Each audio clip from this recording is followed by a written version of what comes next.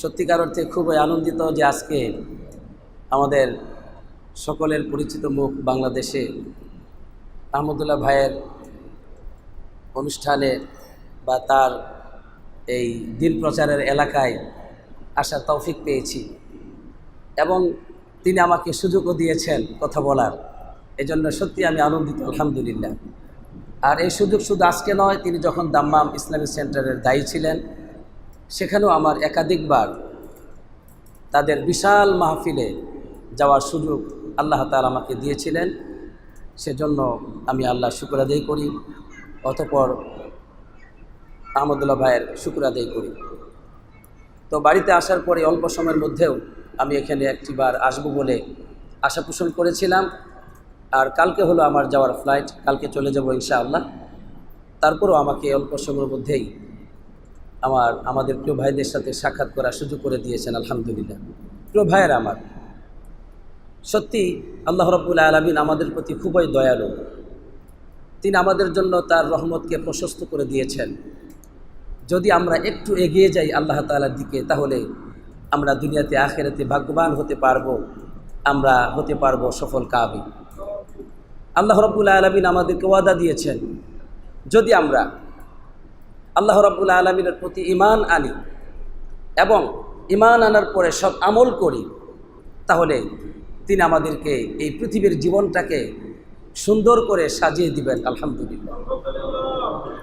আল্লাহ রাব্বুল আলামিন বলছেন, মান আমিলা সালিহাম মিন যাকারিন আও উনসা ওয়া হুয়া মুমিন ফালানুহইয়ান্নাহু হায়াতান তাইয়্যিবা। আমরা সকলেই সুন্দর জীবন চাই, সফলকামী জীবন চাই। আর আল্লাহ রাব্বুল আলামিন ওয়াদা দিচ্ছেন, যে ব্যক্তি মান আমিলা সালিহা, যে ব্যক্তি সৎ আমল করবে, মানে ইবাদত করবে, মিন যাকারিন আও উনসা, সে হতে পারে পুরুষ, হতে পারে নারী। শুধু পুরুষের জীবনে সুখ আসবে তা নয়, বরং নারীকেও আল্লাহ তাআলা সুখ দিবেন বলে এই আয়াতের মধ্যে ওয়াদা দিয়েছেন। যে ব্যক্তি সৎ আমল করবে, সে পুরুষ হোক অথবা নারী হোক, ওয়া হুয়া মুমিন, বিশ্বাস অবস্থায়, অর্থাৎ ঈমান আনার পরে আল্লাহর প্রতি বিশ্বাস স্থাপন করার পর যে ব্যক্তি সৎ আমল করবে, আল্লাহর গোলামি করবে, ইবাদত করবে, আল্লাহ তাআলার আদেশগুলোকে মেনে চলবে, নিষেধগুলোকে মেনে চলবে, আল্লাহ রাব্বুল আলামিন বলছেন, ফালানুহইয়ান্নাহু হায়াতান তাইয়্যিবা। আমি আল্লাহ রাব্বুল আলামিন ওয়াদা দিলাম, অবশ্যই অবশ্যই, দুইবার অবশ্যই আপনাকে বলতেই হবে এই শব্দের অর্থ যদি আমরা করতে চাই। আল্লাহ বলেন, অবশ্যই অবশ্যই আমি আল্লাহ তাআলা ওই বান্দাকে, ওই বান্দিকে একটি পবিত্র জীবন দিব। সুবহানাল্লাহ। সুতরাং পবিত্র জীবন যদি আমি পেতে চাই, তাহলে আমাকে আল্লাহর গোলাম হতে হবে। আমি আমার সন্তানদের জন্য যদি পবিত্র জীবন চাই, আমার সন্তান সম্মানিত হোক, আমার বংশধর সম্মানিত হোক যদি আমি চাই, তাহলে তাদেরকে আল্লাহর গোলামি শিক্ষা দিতে হবে। এখানেই হচ্ছে আমার সন্তানদের জন্য প্রতিষ্ঠা, সম্মান, মর্যাদা, আধিপত্য সব আল্লাহ তাআলা রেখে দিয়েছেন, আলহামদুলিল্লাহ। আমার বন্ধুগণ, বিশ্বনবী মুহাম্মদ সাল্লাল্লাহু আলাইহি ওয়াসাল্লাম আল্লাহ রাব্বুল আলামিনের গোলাম ছিলেন। তিনি হলেন আব্দুল্লাহ ওয়া রাসূলুহু। প্রথমে আল্লাহর গোলাম, এরপরে তিনি ছিলেন রাসূল। তিনি আল্লাহ তাআলার গোলামি করেছেন। আল্লাহ রাব্বুল আলামিন তাকে বলছেন, ওয়া'বুদ রাব্বাকা হাত্তা ইয়াতিয়াকাল ইয়াকিন। তুমি তোমার রবের গোলামি করো কতক্ষণ পর্যন্ত? মৃত্যু আসা পূর্ব পর্যন্ত। তাই আমাকে আপনাকে সফলতার জন্য মৃত্যু আসা পূর্ব পর্যন্ত এক আল্লাহর গোলামি করতে হবে। এখানেই হলো সফলতা, শ্রেষ্ঠত্ব, সম্মান, মর্যাদা আল্লাহ তাআলা রেখে দিয়েছেন। এজন্য আল্লাহ রাব্বুল আলামিন কোরআনুল কারীমে বলছেন, ওয়ামান ইউতিইল্লাহা ওয়া রাসূলাহু ফাকাদ ফাযা ফাওজান আযীমা। যে ব্যক্তি এক আল্লাহর আনুগত্য করবে, রাসূলুল্লাহ সাল্লাল্লাহু আলাইহি সাল্লামের পথকে, সুন্নাহকে অনুসরণ করবে, আল্লাহ বলছেন ফাকাদ ফাযা ফাওজান আযীমা, সে ব্যক্তি নিঃসন্দেহে মহা সফলতায় পৌঁছে যাবে, আলহামদুলিল্লাহ। মহা সফলতায় পৌঁছে দিবেন আল্লাহ তাআলা। যে মানুষ এক আল্লাহর গোলামির সামনে তার মাথাকে নত করবে, রাসূলুল্লাহ সাল্লাল্লাহু আলাইহি ওয়াসাল্লামের সুন্নাহকে তার জীবনের আদর্শ বলে গ্রহণ করবে, এইভাবে সফলতা দিবেন। প্রিয় ভাইরা আমার, আল্লাহ রাসূল সাল্লাল্লাহু আলাইহি ওয়াসাল্লাম তিনি আল্লাহ রাব্বুল আলামিনকে সব সময় স্মরণ করতেন। আয়েশা রাদিয়াল্লাহু তাআলা আনহা বলছেন, কানা নবী সাল্লাল্লাহু আলাইহি ওয়াসাল্লাম ইয়াযকুরুল্লাহ আলা কুল্লি আহইয়ানিহি। আল্লাহ রাসূল সাল্লাল্লাহু আলাইহি ওয়াসাল্লাম তিনি সদা সর্বদাই আল্লাহ তাআলার জিকির করতেন। আলহামদুলিল্লাহ। কেন? আল্লাহর জিকিরের মধ্যেই আপনার জীবনের সমস্ত সফলতা আল্লাহ তাআলা রেখে দিয়েছেন। আপনার জীবনের সমস্ত কঠিন কাজগুলোকে আল্লাহ তাআলা সহজ করে দিবেন যদি আপনি আল্লাহ তাআলাকে স্মরণ করেন। আপনার জীবনের সমস্ত ভয়ভীতি দূরীভূত করে দিবেন যদি আপনি আল্লাহ তাআলার উপর ভরসা করেন, আল্লাহকে স্মরণ করেন। কেননা আল্লাহকে স্মরণ করার মধ্যেই আল্লাহ তাআলা রেখেছেন আমার আপনার জীবনের আখিরাতের সমস্ত সফলতা। আল্লাহ রাব্বুল আলামিন বলছেন, ওয়াযকুরুল্লাহা কাসীরান লাআল্লাকুম তুফলিহুন। তোমরা আল্লাহ তাআলাকে খুব বেশি বেশি করে স্মরণ করো, তাহলে তোমরা সফলকামী হতে পারবে। সুবহানাল্লাহ। আপনি যদি ব্যবসা বাণিজ্যে লাভবান হতে চান, আল্লাহ তাআলাকে স্মরণ করুন। আপনি যদি চান আপনার সন্তান সকলেই সুসন্তানে পরিণত হোক, আল্লাহ তাআলার কাছে ফিরে যান, আল্লাহর কাছে দোয়া করেন, আল্লাহ তাআলা আপনাকে সুসন্তান উপহার দিবেন। আলহামদুলিল্লাহ। আপনার সন্তানের সফলতা আল্লাহই দিতে পারেন, আর কেউ না। আপনার সম্পত্তি আপনার সন্তানদের সফলতা নয়, বরং ধ্বংসের কারণ হতে পারে, তাদের জীবনটি নষ্ট হয়ে যাওয়ার কারণ হতে পারে। কিন্তু যদি আপনি আল্লাহর দিকে ফিরে যান, আল্লাহ তাআলা আপনাকে সাহায্য করবেন। প্রিয় বন্ধুগণ, তাই আল্লাহকে স্মরণ করতে হবে, আল্লাহ তাআলা জিকির করতে হবে, আল্লাহ রাব্বুল আলামিনের গোলামি করতে হবে। এর মধ্যেই হচ্ছে আমার আপনার সফলতা। আমরা অনেক ক্ষেত্রেই আল্লাহ রাব্বুল আলামিন থেকে দূরে থাকি, এজন্য আল্লাহর সাহায্যও আমাদের জন্য বন্ধ থাকে। মানুষের দুয়ারে দুয়ারে ঘুরি সামান্য একটি ব্যাপারকে কেন্দ্র করে, মানুষের কাছে ছোট হই, তুচ্ছ হই, কারণ আল্লাহর কাছে আমরা ফিরে যাই না।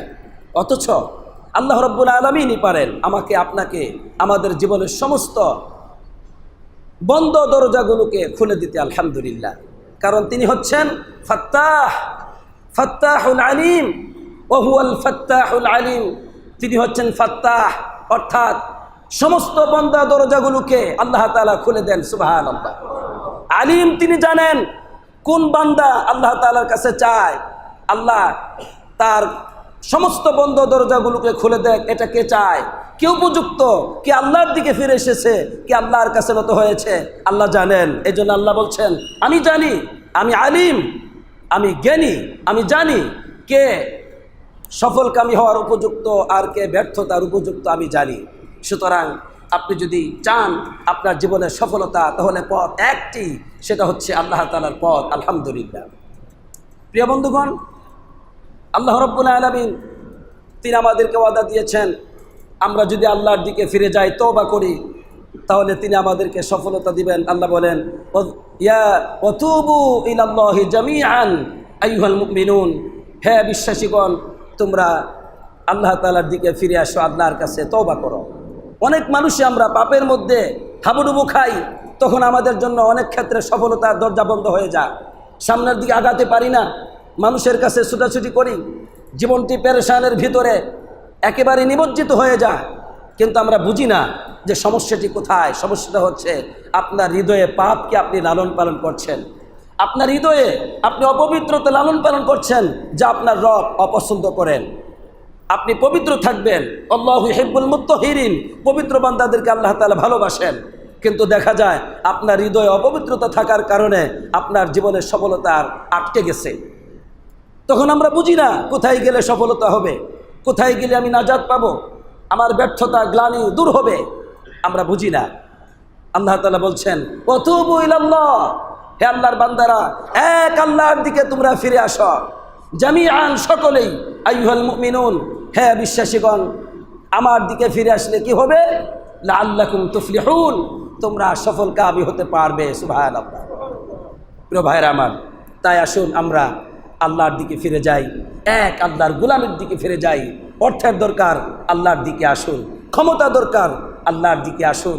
জান্নাত দরকার, আল্লাহর দিকে আসুন। জ্ঞান দরকার, আল্লাহর দিকে আসুন। জীবনের সুস্থতা দরকার, আল্লাহর দিকে ফিরে আসুন। আপনার প্রয়োজনটা কি? সব আল্লাহ তাআলার কাছে রয়েছে।